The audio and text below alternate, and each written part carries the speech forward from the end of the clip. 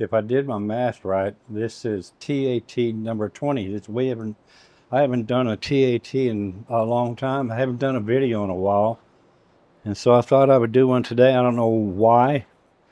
I've got a, I just, I just woke up this morning and decided that I would do a video. And I've got to remember to look into the camera because I'm talking to you. I've got 1, 2, 3, 4, 5, 6, 7 things I want to talk about. And I'm going to start with an email that I received from a viewer. And he had asked a pretty good question about something. And I'm going to share it with you right after this. Hey! Roger! Oh, Rocket Roger! Hello there.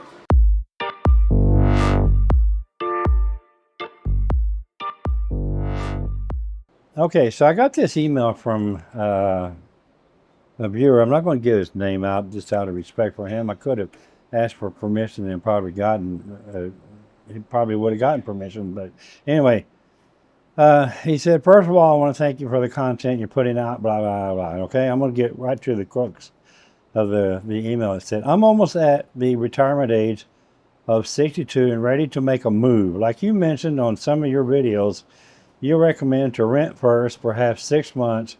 However, my goal is to eventually purchase my own property. I recently got divorced, and not to go into too many details, she took me to the cleaners. Would I be able to establish a relationship with a local bank and use them to purchase a property without having to check my assets or credit score in the U.S.?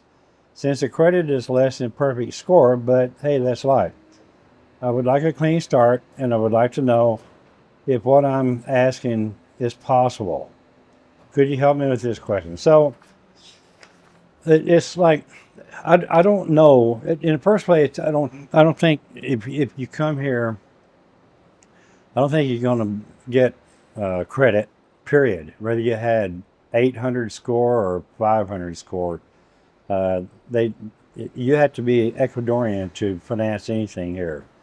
You could come here and meet an Ecuadorian woman and marry her, and she could do the financing or get it financed for you, and then you could buy a house or a car or whatever on credit.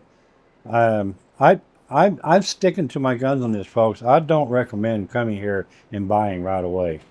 I say come here, rent for 6 months to a year, and then make sure that this is your place. Make sure this is where you want to stay. Okay, it's so easy to buy a piece of property here, but it's a bitch selling it.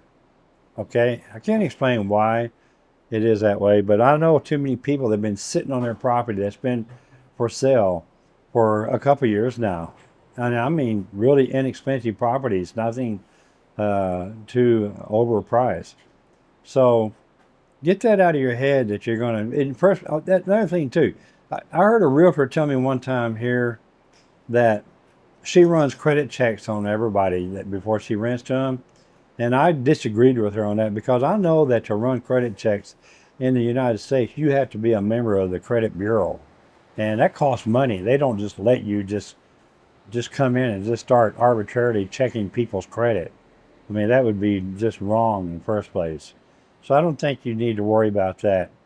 My credit score was fairly high. I think it's around 810 right now, last time I looked, because I don't buy anything on credit and I have income, and I keep, I have all my bills are paid, and so it just naturally goes up. Of course, I get solicited by everybody trying to get me to get in debt. So that's the worst mistake anybody can make, is getting in debt at any age. So the second thing I want to talk to you about, and I've talked about this before, but I think some people have forgot about this, and then I looked in my description to see if I even made mention of this, but I have a checklist. Look in the description down below and look at my checklist. It's a checklist of items that you need to do before you come here. Okay? And I'm going to tell you right now, right off the bat, 2 of the most important things you need to do before you come here on a permanent basis. Okay? I'm talking about on a permanent basis. If you come here to visit, you can just ignore this. But if you've decided that this is your new home and you're coming here permanently, two things you need to do. One, hire an immigration lawyer to do all your visa work. Don't kid yourself and think that you're going to do it yourself.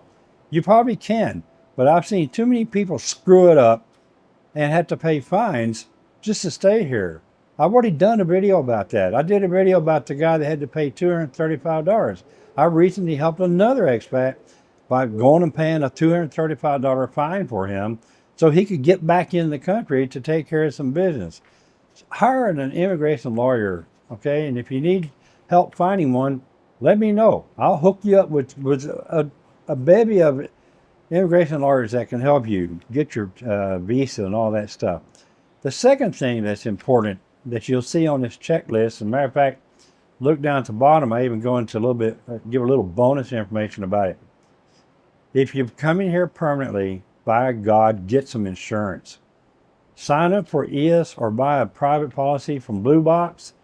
This is not an ad. I'm not advertising for Blue Box. I just mentioned Blue Box because that's who I use, and I've had tremendous success with them, and they've always done me really well. Buy an insurance policy 3 months before you move here. I have a friend that moved here less than 3 months ago. He lives really close by to me. He's an expat, American expat, and he came here, and he just completed 2 trips to the hospital where he stayed in the hospital here for a problem that he wasn't prepared for, wasn't expecting, and he's out about $11,000 now out of his pocket from these 2 stays in the hospital. He was at one point last weekend on Sunday when I went to check on him, he was near death. The doctor came and checked his blood pressure and it was 30/54. And here's a guy that didn't have insurance. It takes 30 days to make your policy active here. Okay, now it may be different for some different types of policies, but you want to be insured when you get here. So start your policy at least 90 days before you come to Ecuador. Okay, I can't make that any plainer. I don't know how to get this over to people. Insurance here is cheap. I pay $88 a month, and I have a $10,000 policy. $10,000 per occurrence. Okay, per policy, and it's a private policy. I get to go to the best hospitals, and I get the best care. $88 a month. The only reason why it's $88 a month instead of $68 a month like it was last year is because I filed some claims. So now I'm paying for it. But still, it's better than, I talked to somebody last week that's paying $700 a month for insurance in the States. My friend that was in the hospital is out now. He's okay. He's going to improve. He's got some time to recover. He had a little accident when he came here. Can't go into details about it. I don't want to, but the main point is that he is insured now, and he's been insured for the last 2 months or so. But you need 90 days on that policy before you can file a claim.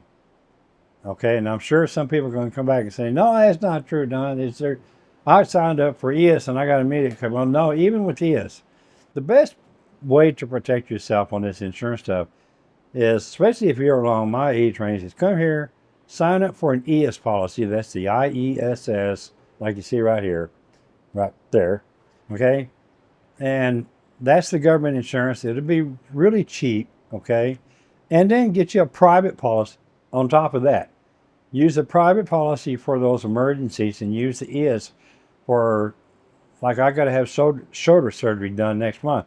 If I'd had EIS, I would have scheduled that through EIS and I wouldn't even have to pay anything out of pocket. But that was my decision, okay? The next thing I want to talk about is the PARO. We're in another PARO. The indigenous people are protesting against the government because of the government dropping the fuel subsidies for diesel. And so they're protesting and they're blocking roads. They're making travel hideous for people. Mostly, there's been some reports of it between Manta and Guayaquil, but most of this is all going on up in the highlands of Cuenca, Quito, the big cities here in Ecuador where a lot of our products come from. Our produce and stuff comes from those areas, and now we're going to start probably seeing some shortages on food here soon if it doesn't get resolved pretty soon. People have been writing to me and asking me if it's okay to come down in the next week or two, and I say no, don't do it unless you're going to fly. If you want to come to Manta, the best, easiest way to get here is take a flight from the United States to Panama City, and then take Copa from Panama City into Manta. Okay? Work it out with your travel agent. That's the way to go. You don't want to fly into Ecuador, especially right now, and depend on road travel to get to Manta. Don't do it. Okay? You hear me? Don't do it. If you do that, and then you come here and you start bitching at me because of all the trouble you had, I don't want to hear it. Period. Don't do it. Another update, somebody asked me about an update on my car. Because, it's a Chinese car. I own a Chinese car, and I'm damn proud of it. And it works great. I've had it for 2 years now. I got less than 7,000 miles on it. Nothing's broken on it. It works exactly the way it did the day I bought it. I get almost 40 miles to the gallon. It's cheap to run. It's cheap to insure. I spend $20 a month on gas, if that much, at $2.75 a gallon.